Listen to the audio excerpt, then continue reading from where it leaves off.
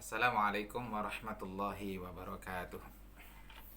Alhamdulillah, salatan wa salaman ala rasulillah wa ba'du.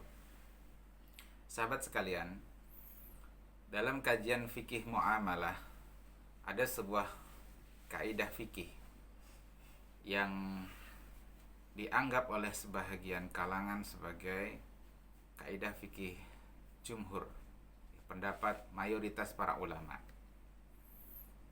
Kaidah fikih ini pula lah yang banyak digunakan sebagai landasan dalam fatwa Dewan Syariah Nasional Majelis Ulama Indonesia, yakni kaidah fikih yang berbunyi al-aslu fil muamalat al-ibahah ma lam yarid dalil tahrim.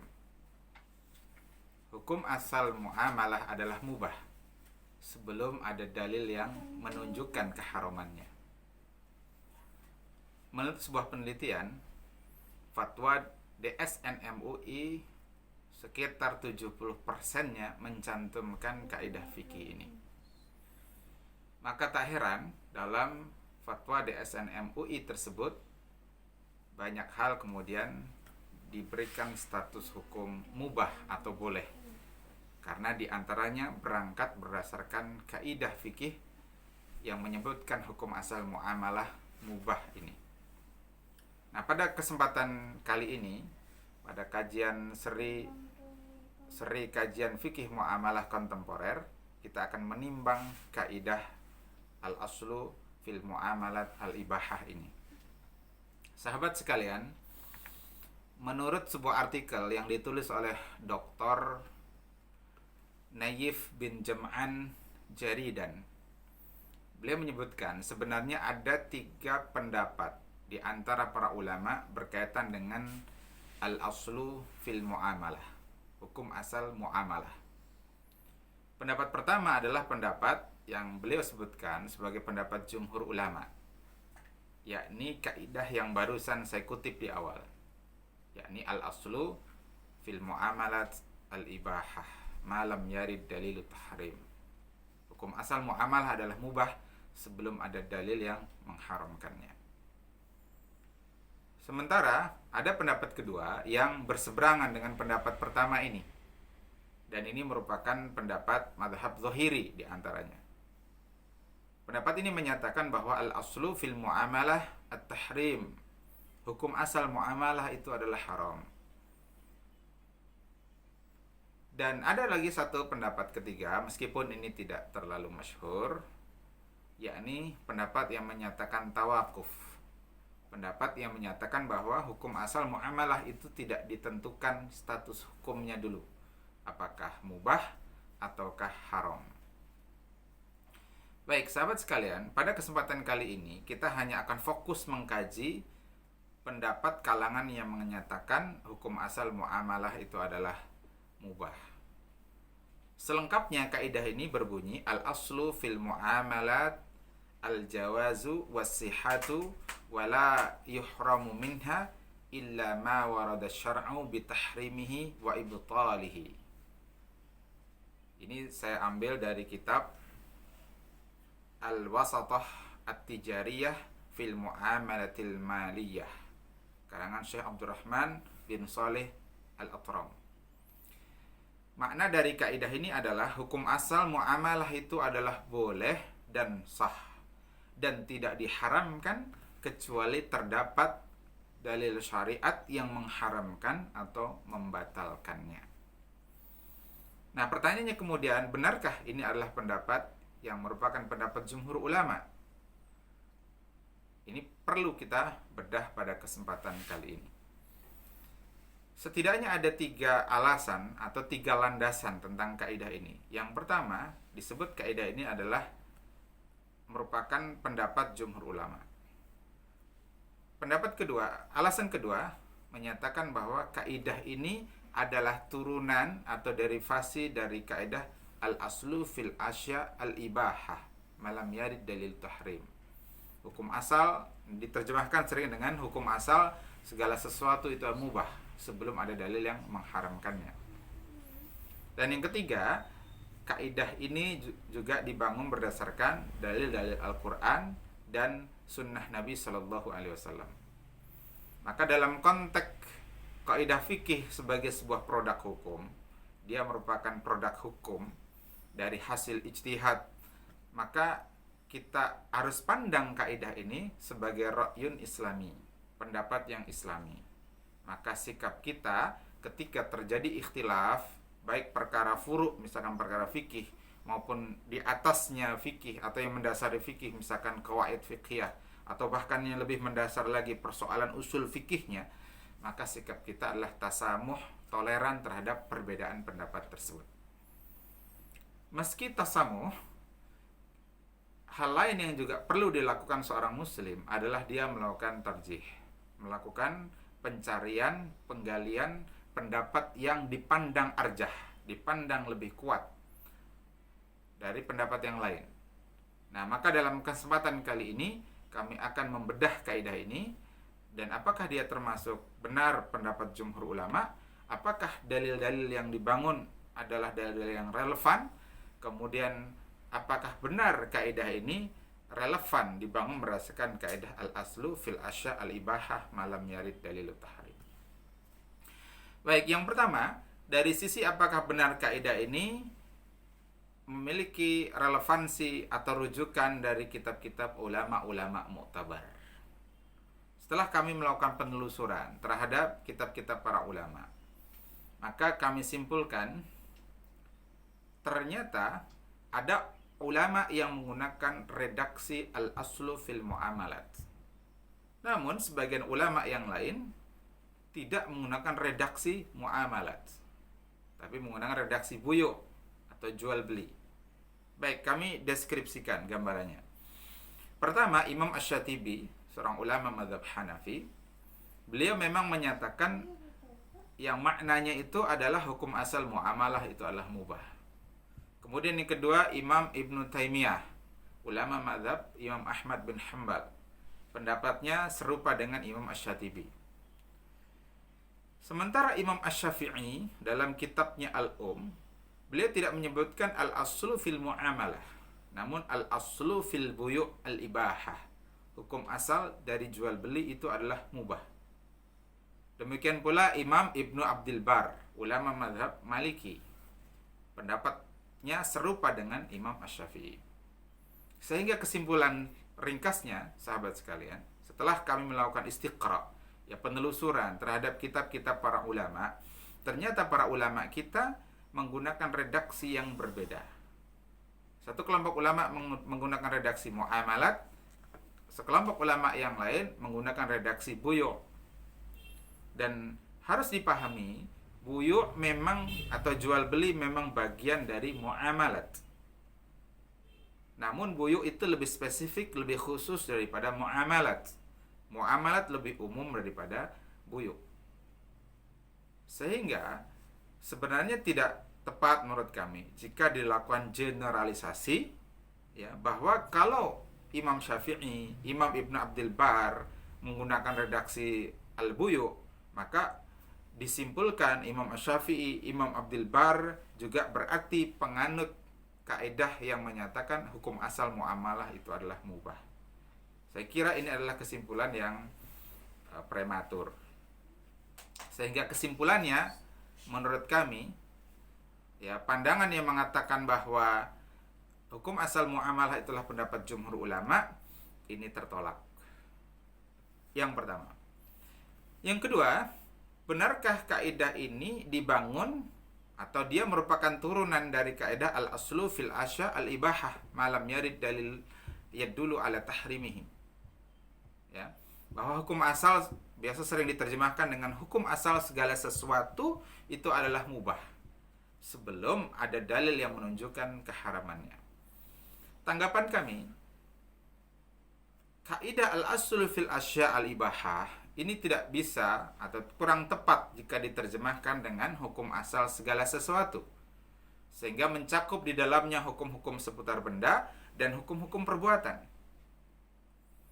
Namun al-asya pada kaidah ini hanya terbatas pada benda saja, tidak termasuk af'al atau perbuatan. Sementara muamalah itu mayoritas berkaitan dengan af'al. akad, ya, transaksi-transaksi ijarah, tijarah, jual beli, syirkah, ya, dan seterusnya. Ini berkaitan dengan amal, perbuatan, bukan asya dalam arti benda. Sementara para ulama kita ketika merumuskan kaidah ini, ternyata mereka menjelaskan al aslu fil asya al ibahah itu ada dalam konteks benda. Imam Asy-Syaukani misalkan, pengarang kitab Nailul Autar, mengutip dan merumuskan kaidah ini dalam konteks benda, yakni makanan, dalam kitab beliau Nailul Autar.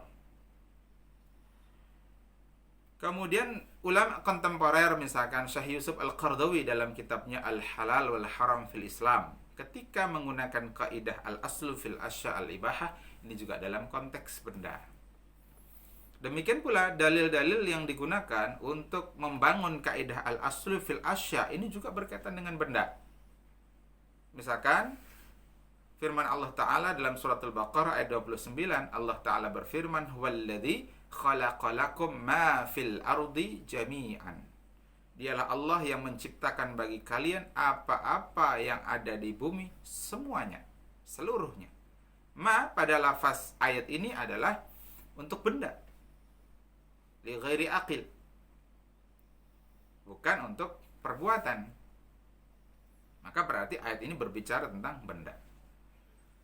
Begitu pula hadis Nabi, misalkan Nabi menyatakan al-halalu ma ahallallahu fi kitabihi wal haramu ma haramallahu fi kitabihi wa ma sakata anhu fahuwa mimma afwa anhu. Kata Nabi, yang halal adalah apa yang telah Allah halalkan dalam kitabnya, dan yang haram adalah apa yang telah Allah haramkan dalam kitabnya, dan apa-apa yang Allah diamkan, maka itu termasuk sesuatu yang dimaafkan. Artinya dibolehkan. Hadis ini berkaitan dengan ketika seseorang bertanya kepada baginda Nabi Shallallahu Alaihi Wasallam tentang hukum mentega dan lain sebagainya. Intinya berkaitan dengan benda. Lalu kemudian Nabi menjawab dengan jawaban demikian.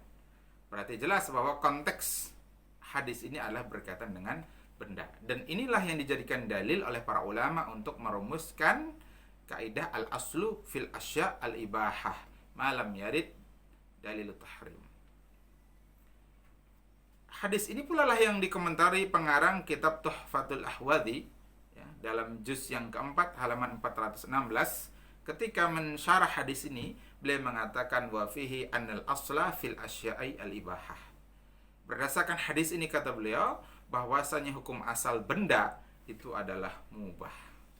Jadi kesimpulannya, pendapat yang mengatakan bahwa kaidah al-aslu fil muamalah al-ibahah merupakan turunan dari kaidah al-aslu fil asya al-ibahah, menurut kami juga tidak relevan atau tidak tepat.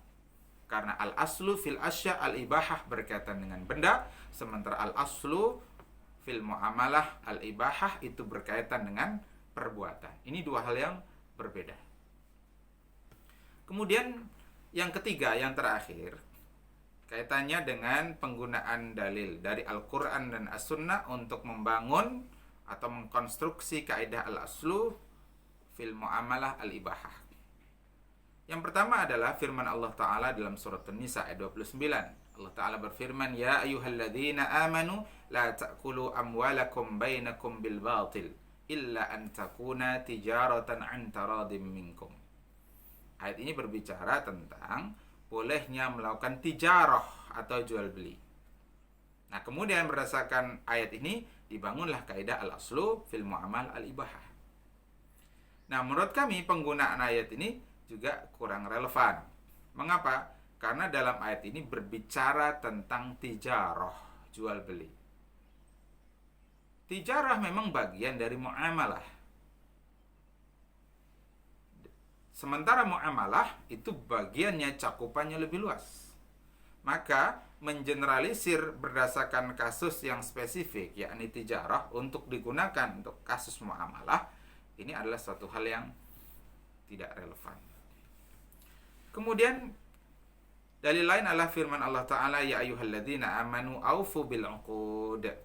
Wahai orang-orang yang beriman, penuhilah akad-akad itu.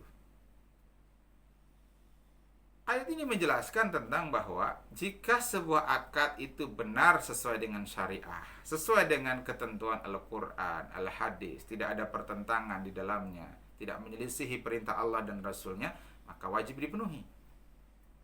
Yakni pada akad-akad yang memang dibenarkan oleh Allah dan Rasulnya.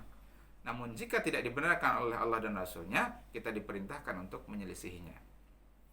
Namun ayat ini hanya sekali lagi batasnya adalah akad-akad yang dibenarkan oleh syariah. Maka sekali lagi ayat ini juga tidak bisa dijadikan dalil untuk membangun kaidah al-aslu fil asya al-ibahah. Kemudian yang ketiga, yang terakhir, ayat Al-Quran yang biasa dijadikan dalil untuk membangun kaidah al-aslu fil asya al-ibahah adalah firman Allah Ta'ala, wa ahallallahu al-bai'a wa harramar riba. Jelas ayat ini menjelaskan tentang halalnya jual beli. Dan jual beli adalah salah satu bentuk muamalah, tapi bukan satu-satunya muamalah. Karena muamalah itu lebih umum daripada al-bai'. Maka ini pun menurut kami tidak relevan karena mengeneralisir ya satu perkara yakni baik untuk sebuah perkara yang lebih umum yakni muamalah. Maka ayat ini pun tidak relevan untuk dijadikan dalil. Kemudian adalah hadis Nabi sallallahu alaihi wasallam bahwa Nabi sallallahu alaihi wasallam bersabda, "Ma ahallallahu fi kitabih." Itu yang tadi kami kutip, yang halal itu adalah apa yang dihalalkan oleh Allah dan Rasulnya dalam kitabnya, dan yang haram adalah apa yang Allah haramkan dalam kitabnya, wa ma sakata anhu fahuwa mimma afa alaih tadi. Nah, hadis ini sebagaimana sudah kami singgung di awal, itu berkaitan dengan benda, bukan berkaitan dengan amal. Nah, muamalah ini berkaitan dengan amal atau af'al. Mengapa disimpulkan ini berkaitan dengan benda? Karena saat itu baginda Nabi ditanya tentang hukum mentega, hukum keju, dan pakaian dari bulu hewan. Nah, beliau ditanya begitu, lalu dijawab oleh beliau dengan jawaban yang tadi itu. Yang halal adalah apa yang Allah halalkan dalam kitabnya, yang haram adalah apa yang Allah haramkan dalam kitabnya, dan yang Allah diamkan itu dimaafkan, artinya dibolehkan. Artinya apa yang tidak ada dalil yang mengharamkan, maka hukumnya mubah. Itu berkaitan dengan benda, bukan dengan perbuatan. Maka kesimpulannya, menurut kami kaidah al-aslu fil asya al-aslu fil muamalah al-ibahah adalah kaidah yang